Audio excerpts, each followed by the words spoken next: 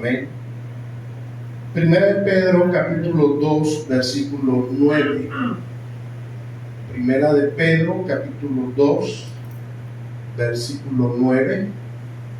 Cuando lo tenga puede decir amén, puede decir gloria a Dios. Amén. Estamos batallando para encontrar Primera de Pedro, hermanos. Está ahí entre Génesis y Apocalipsis, por ahí lo voy a encontrar. Amén, lo tenemos ya. Dice la palabra del Señor de la siguiente manera: en el nombre del Padre, y del Hijo, y del Espíritu Santo. Mas vosotros sois linaje escogido, real sacerdocio, nación santa, pueblo adquirido por Dios, para anunciar las virtudes de aquel que os llamó de las tinieblas a su luz admirable. Mire qué bonito, ¿no? ¿No siente bonito cuando escucha qué es lo que somos? Dice, mas vosotros sois linaje escogido. Qué hermoso, ¿ah? Real sacerdocio, nación santa y pueblo adquirido por Dios. ¿Para qué? Para realizar algo muy maravilloso: anunciar las virtudes de aquel que nos llamó de las tinieblas a su luz admirable. Vamos a orar, hermanos, y vamos a pedir que el Señor nos hable en esta hora. Bondadoso Dios y buen Padre celestial, en esta tarde, Señor, venimos delante de tu presencia, adorándote, bendiciéndote, dándote toda la gloria que tú mereces, porque no hay otro Dios como tú, magnífico, sin igual, Dios todopoderoso, Padre. Gracias en esta hora por estar en tu casa. Gracias, Señor, por permitirnos disfrutar de tu presencia. Que tu Espíritu Santo se mueva en nuestros medios y conforte nuestros corazones. Gracias por tu palabra santa y bendita que nos alimenta, nos nutre, nos instruye y nos alienta a seguir adelante. Háblanos hoy, Señor. Unge mis labios y que la palabra, Señor, venga a estremecer nuestra mente, nuestro corazón,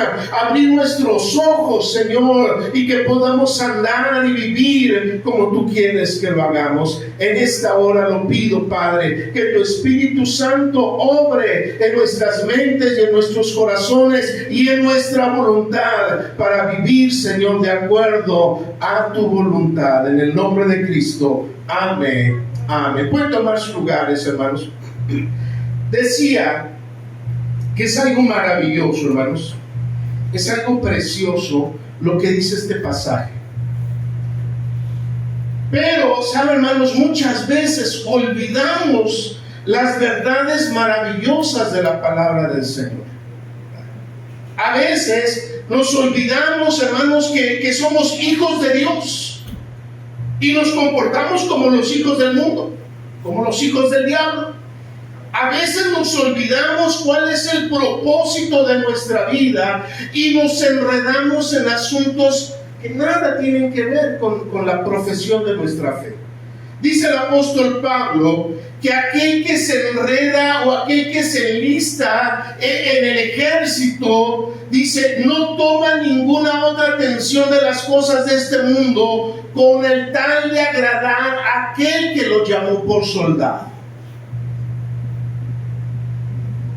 El soldado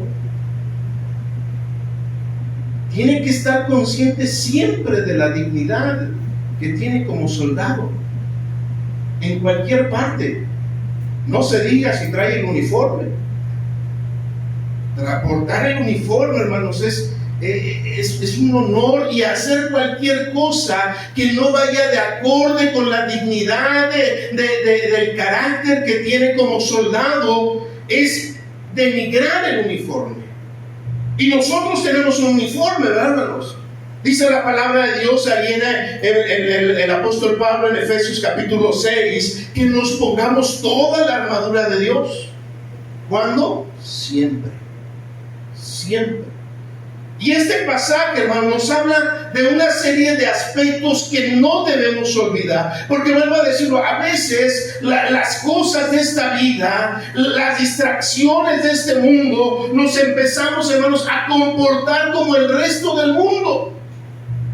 Y tenemos los mismos afanes, y tenemos las mismas preocupaciones, y tenemos los mismos temores y tenemos las mismas inquietudes en nuestra vida, porque hemos olvidado estas verdades de la palabra de Dios.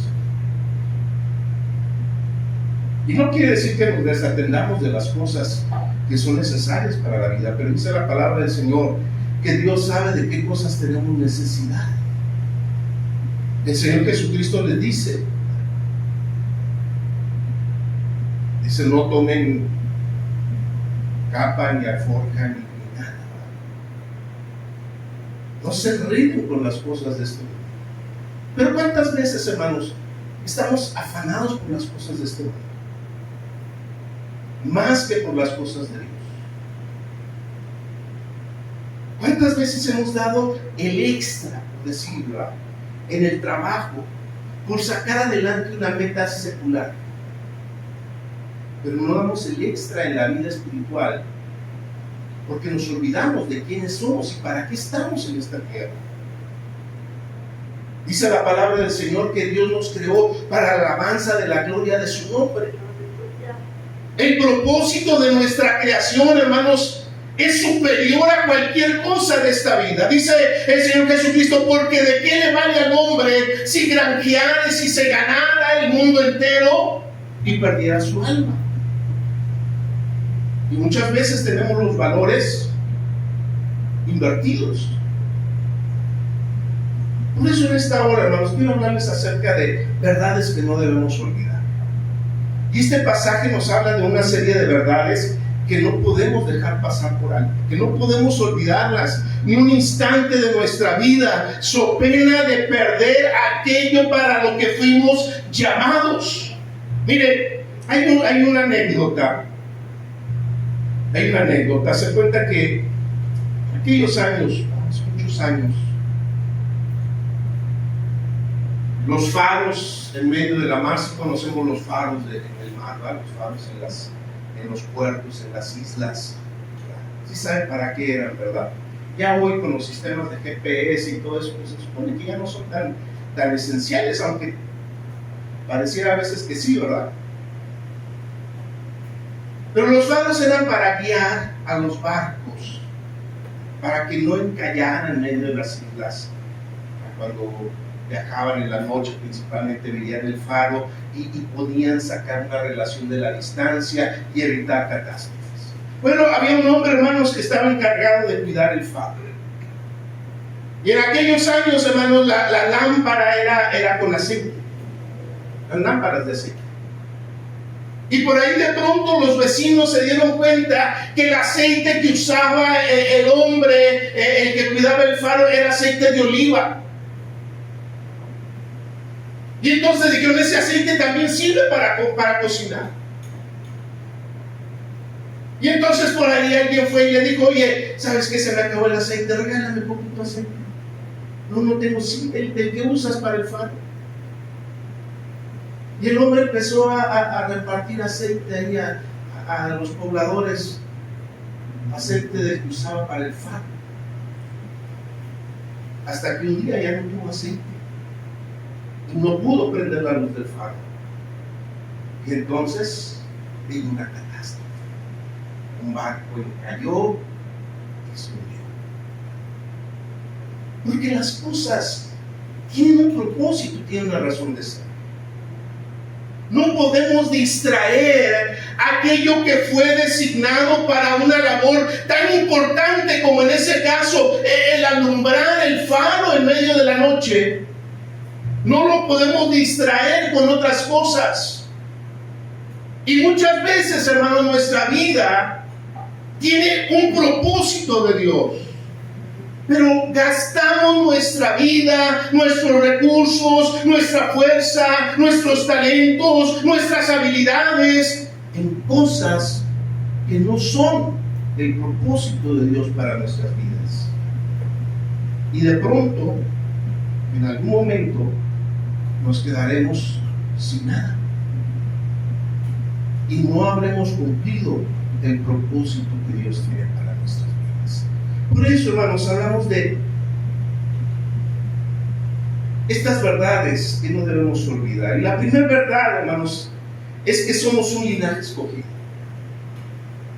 La verdad, hermanos, maravillosa es que vosotros sois linaje escogido. La palabra linaje, hermanos, habla de una familia, de una descendencia. El creyente ahora pertenece a la familia de Dios.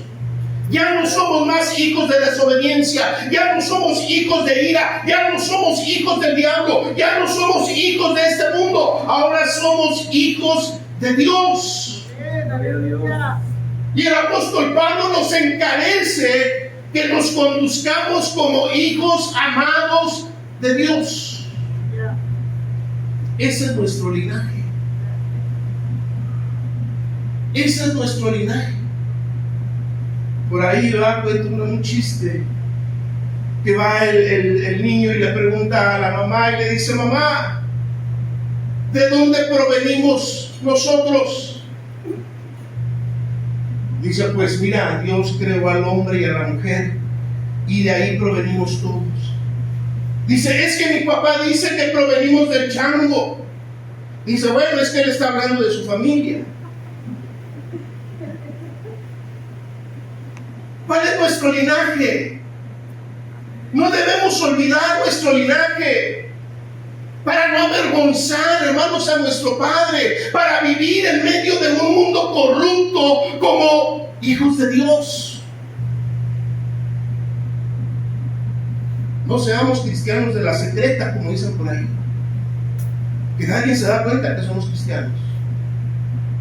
Tenemos un linaje, somos hijos de Dios, y el mundo debe de percibir que no somos iguales al resto del mundo, y no porque nos creamos, no por orgullo, no por vanidad, sino porque hemos sido rescatados de la vana manera de vivir y hemos sido introducidos a la familia de Dios. Somos hijos de Dios.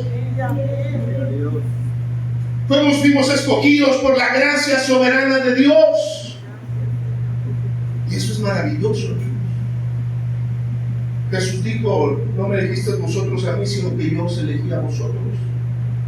Juan 15:16. Ser escogido, hermano, significa que nuestra vida tiene un propósito. Dios no nos salvó para dejarnos sin rumbo. Dios no nos rescató para que sigamos igual en medio de esta sociedad. Dios, hermanos, no dio la vida de su Hijo para rescatarnos, para que nosotros sigamos siendo igual que el resto del mundo.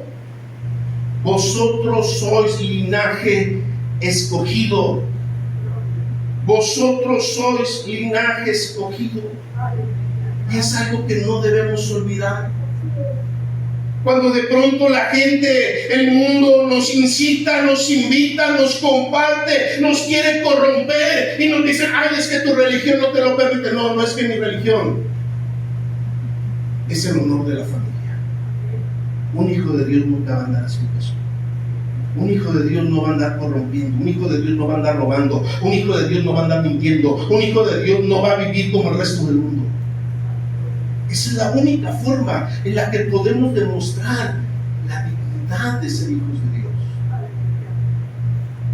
Cualquiera puede decir que es hijo de Dios. ¿Cómo sabemos que somos hijos de Dios?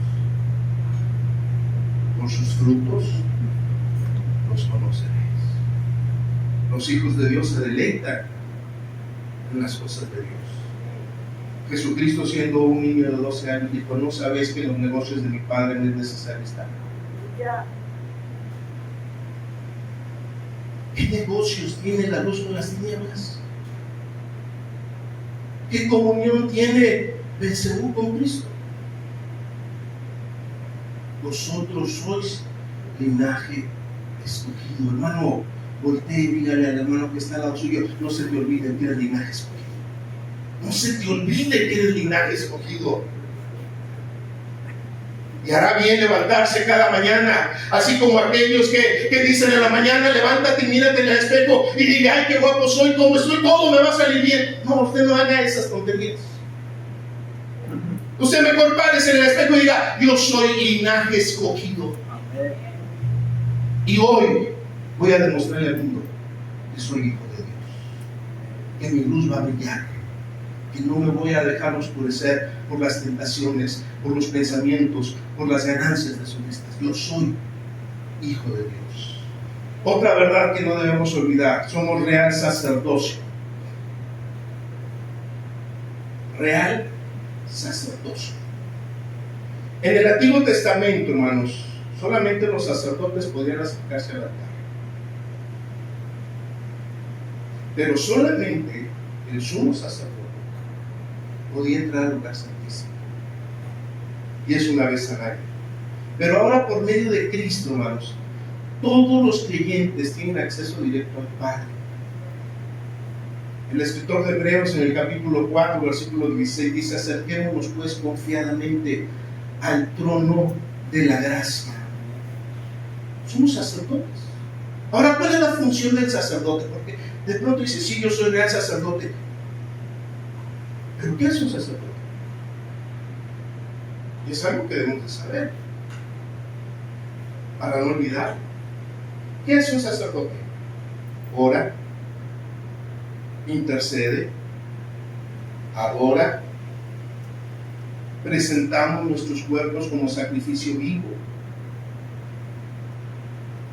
Por lo menos esas actividades realiza un sacerdote. Oramos. ¿Qué sacerdote es aquel que no ora? ¿Qué sacerdote es aquel que descuida la comunión con su Dios? ¿Cómo podrá realizar de manera efectiva su labor sacerdotal si está desconectado de su Dios? El creyente, hermanos, usted y yo somos real sacerdocio. Y tiene que ver con nuestra vida de oración, con nuestra comunión con Dios, con el estar delante de su presencia cotidianamente. Cada día, cada mañana, cada tarde, cada noche. Estar en comunión con Dios, interceder. Oiga, qué triste es, pero a veces no oramos ni por lo nuestro. ¿Cuántas peticiones de oración han tenido esta semana, hermanos? ¿Cuántas amistades? ¿Cuántos conocidos? Le han dicho: ora por mí. Estoy enfermo porque tengo problemas en la casa, porque tantas cosas. Y a veces decimos: sí, voy a estar orando por ti. Yo a veces digo: aparte todo mentirosos, porque no oramos ni por nosotros. Pero el sacerdote le está intercediendo. Y hay tanto por qué interceder, hermanos. No necesito ni siquiera que me den un encargo, que alguien me diga: hermano, ore por esto, por favor. Porque hay tantas cosas por las cuales interceder. Por mis hermanos, yo no sé qué luchas pueden estar atravesando. Por mis pastores, porque dice la palabra del Señor que debemos orar por nuestros pastores. Por la iglesia, por la salvación de las almas, por la condición de este mundo, por la venida del Señor. Y de ahí podemos empezar a hablar de tantas cosas. Los misioneros que están en campos difíciles, o que no estén en campos difíciles, pero están fuera de su hogar predicando la palabra del Señor, interceder por ellos. Adorar a Dios. La función. Y adorar, hermano, no solamente con palabras. El sacerdote, hermanos, tenía una vestimenta muy particular. Lo puede leer ahí en Levíticos. Tenía una laminita aquí en la frente de oro que decía: santidad a Jehová. Sus vestimentas eran blancas, de lino. Cargaba un efod, una tabla aquí de piedras, 12 piedras preciosas. Y cada piedra tenía el nombre de una tribu de Israel. Tenía 2 piedras aquí, una aquí en las sombreras. Y en cada una de las sombreras tenía escrito 6 nombres de las tribus de Israel.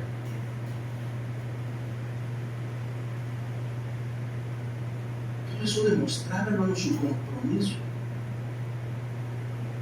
de intercesión, pero de adoración también. Porque adorar no nada más es decir, te adoro Dios, te alabo Dios, te exalto Dios. Adorar a Dios, hermanos, es vivir bajo los principios de nuestro Dios. Y está relacionado con lo anterior. Somos real sacerdocio. Somos linajes. Presentar nuestras vidas como un sacrificio vivo. Vivir para lo que somos. Si soy un real sacerdote, hermanos, nuevamente, ¿qué comunión tengo yo con las cosas de este mundo?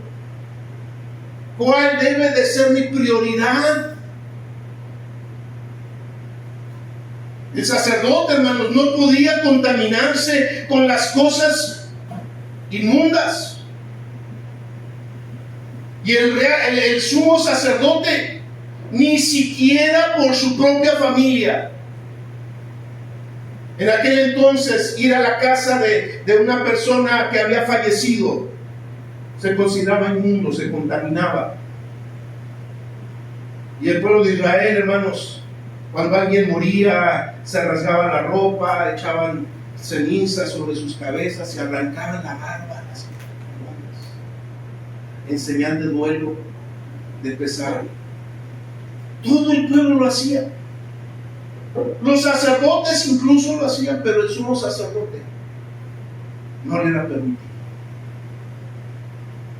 ni entrar donde hubiera muerto, aunque fuera su familia, ni hacer duelo, ni hacer duelo.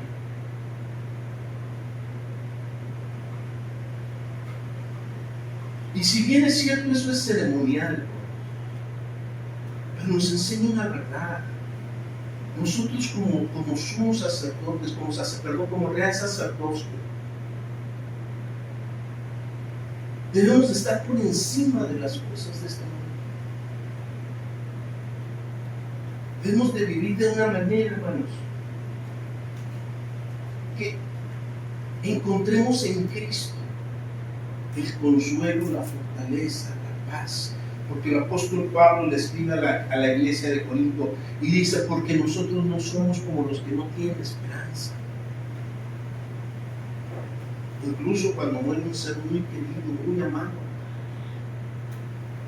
nuestro dolor encuentra confort, paz en el hecho de que tenemos una esperanza gloriosa en Cristo.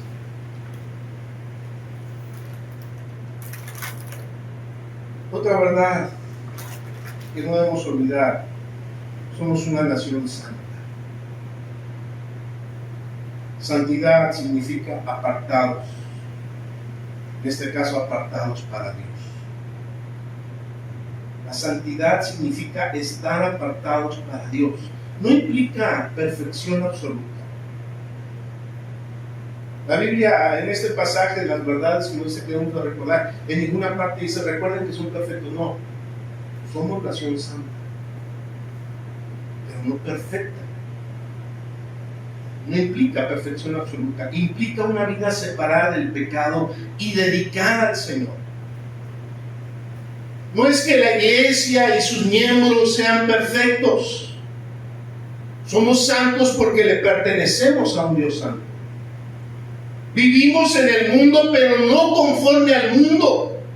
Jesús nos dijo, no son del mundo, como tampoco yo soy del mundo. Somos una nación santa. Bien días pasados, ¿verdad? Estaba, bueno, todavía hoy, ¿verdad? Todavía hoy la final de... Y ahora todos somos españoles.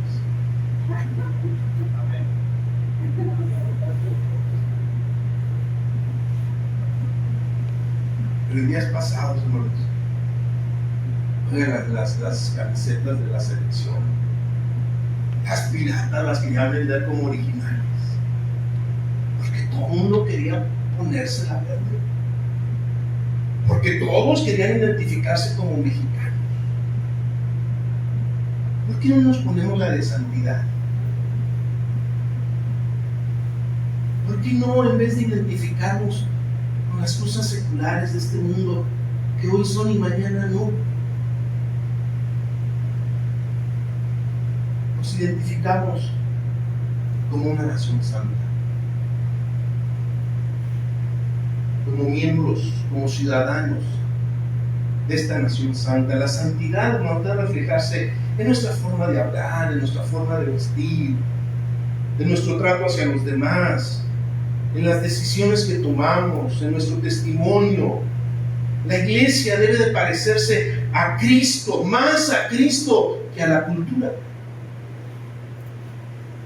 Y no me refiero a la apariencia física de Jesús y a la ropa que traía Jesús, porque entonces tendríamos que andar con túnicas y guaraches a lo mejor.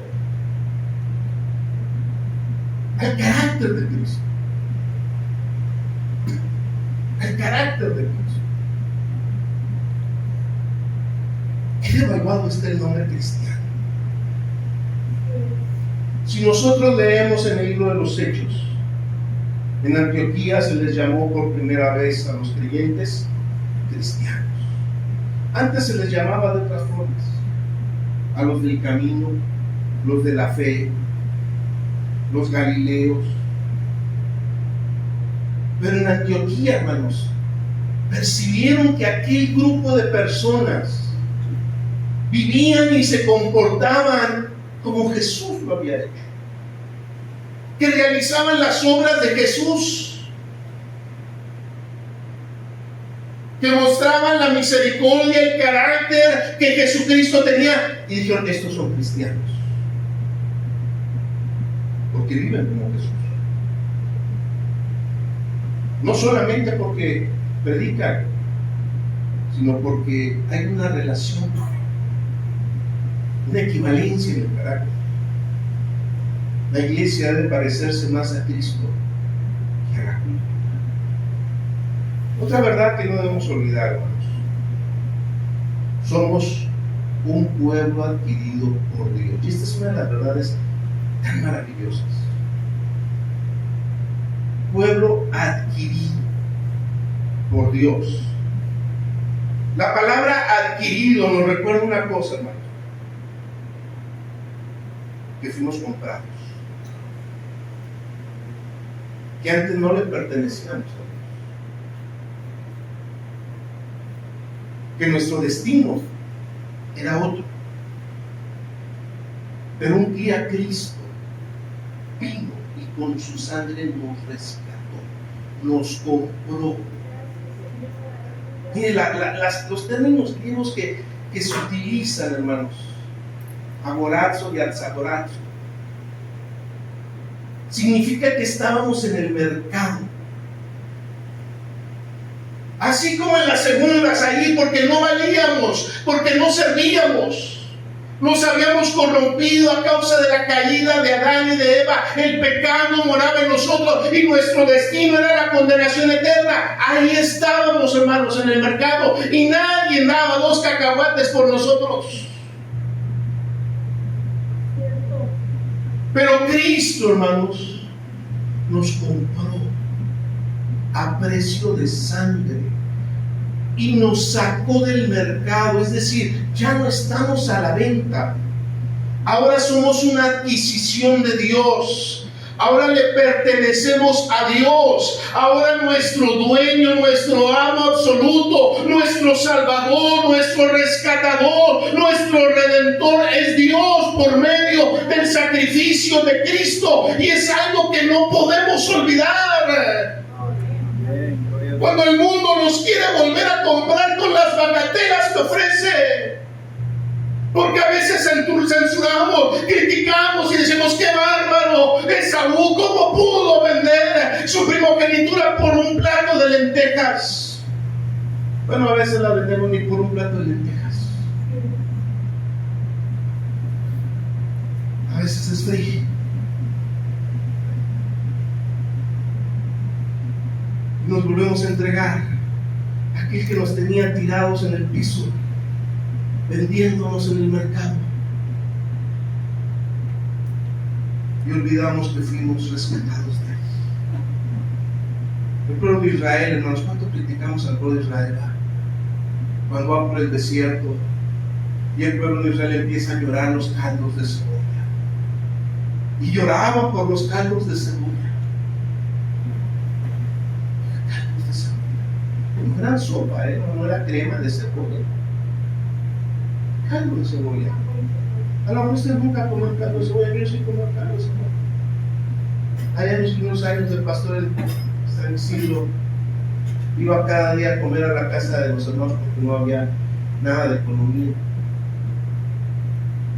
Y pues ir a comer a la casa de los hermanos pues también es ir a ver qué había. Segurito todos los días había chilaca, porque el pueblo sembraba chilaca.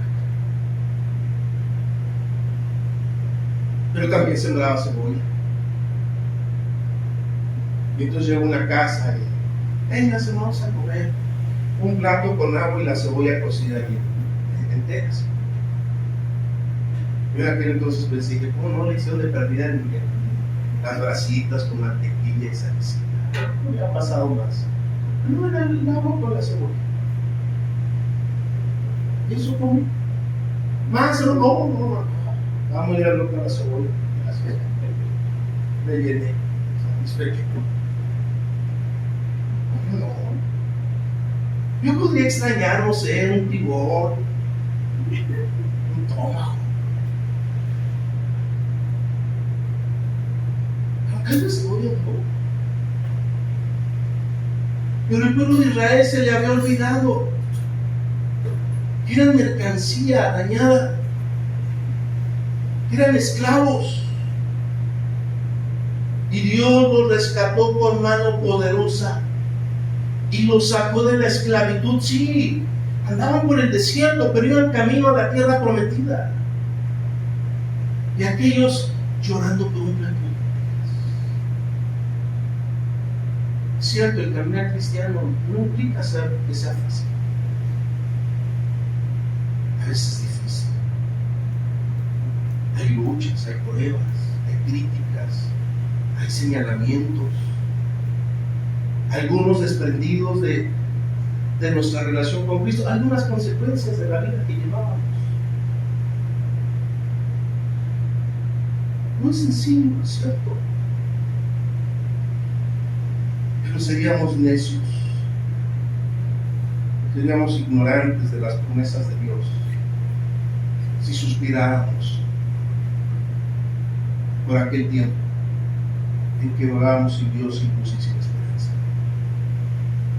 Por eso el apóstol nos recuerda, recuerden, los son pueblo adquirido, los vendían y Dios los rescató, Dios los compró con su sangre preciosa. Pedro mismo escribe, fuiste rescatados con la sangre preciosa de Cristo. Ahora le pertenecemos a Él, nuestra vida ya no nos pertenece. El apóstol Pablo afirmó, habéis sido comprados por precio. Y luego el apóstol, el que escribe la carta a los Hebreos, dice, ¿cómo escaparemos si descuidamos una salvación tan grande? Porque el precio que pagaron por usted y por mí fue inmenso, fue grande. La sangre del Hijo de Dios para rescatarnos de la condenación eterna. Cuando entendemos el precio de nuestra salvación, hermanos, dejamos de preguntarnos ¿qué tanto debo darle a Dios? Y comenzamos a decir, todo lo que soy le pertenece a Él. Todo lo que soy le pertenece a Él. La última verdad que encontramos y que no debemos olvidar, hermanos, habla del propósito dominante de nuestra vida.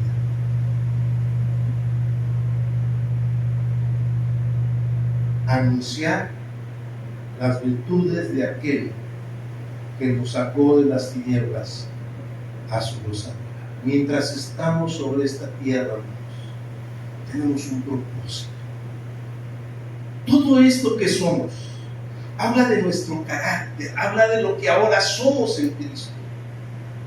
Habla de la transformación maravillosa que Dios, por medio del sacrificio de su Hijo y la obra del Espíritu Santo, realizó en nosotros.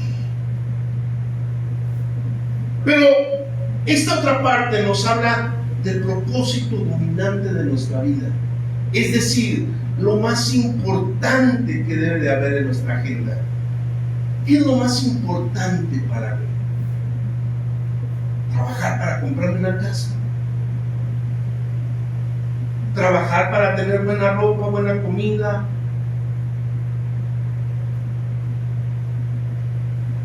No lleguemos al extremo, claro. De aquellos años cuando decían, hermano, ¿para qué quiere casa? Se la va a quedar el anticristo. No. Hay un lugar para cada cosa. Pero si nosotros invertimos las prioridades, entonces estamos faltando al carácter de nuestra nueva naturaleza en Cristo. Nuestra misión es anunciar sus virtudes. Mire, no es convencer a nadie, anunciar. Nada más. La palabra evangelismo significa traigo buenas nuevas. Pero tiene que ver la palabra griega con el heraldo, con el pregonero de noticias. Usted sabe que en aquellos años, hermanos, la mayoría de las personas no sabían leer, no había imprenta como para imprimir el periódico todos los días. Entonces había personas que eran los heraldos. Usted lo ha visto ahí en las películas. Llegaban a la plaza del pueblo y entonces empezaban a gritar: estas son las noticias, este es el edicto del rey, pasó esto, pasó aquello, pasó allá. Él no trataba de convencer a nadie. Si alguien le decía mentiroso, eso no pasó, él no entraba en discusión con esa persona. Él nada más publicaba la información. Y eso es lo que dice: anunciar las virtudes. ¿Para qué anunciéis las virtudes de aquel que nos llamó de las tinieblas a su luz admirable? Y aquí encontramos, hermanos, el propósito supremo de nuestra existencia. No fuimos escogidos solamente para ser bendecidos.